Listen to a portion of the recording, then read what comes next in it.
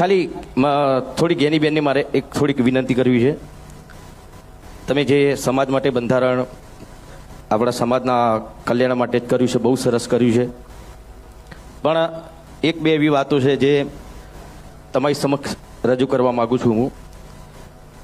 કેમ કે ઘણા બધા મને ફોન આવ્યા, કેમ કે હું પણ એક કલાકાર છું, એટલે મેં ખાસ પેલા ડીજે વાળાનો બહુ ફોન આવ્યો. એટલે અરે બીજું કશું નહીં, એ લોકોનું પણ શું એમના ઉપર ઘર ચાલતું હોય છે. ઘણા બધા કલાકારો ડીજીમાં જ કામ કરતા હોય છે.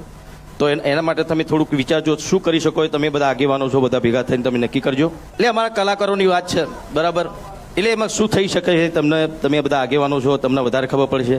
કોઈ રસ્તો તમે કાઢજો તો એ લોકોનું ઘર પણ ચાલે.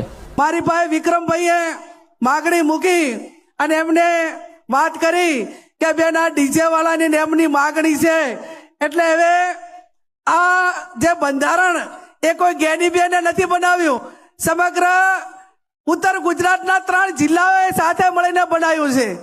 અને એ દિવસે એવી જાહેરાત કરી છે કે આના 1 વર્ષ પછી 4/1/2027 રોજ જ્યારે એને 1 વર્ષ પૂરું થાય અને એની ઉજવણી થાય એ ટાઈમે ચર્ચામાં મૂકીશું.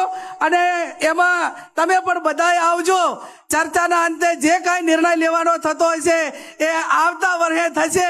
પણ હાલ તો મેં કીધું એમ કે આ બજેટ પસાર થઈ ગયું છે, એટલે હાલ એને કોઈ વિચારણામાં વ્યક્તિગત રીતે લઈ શકાય એવું નથી.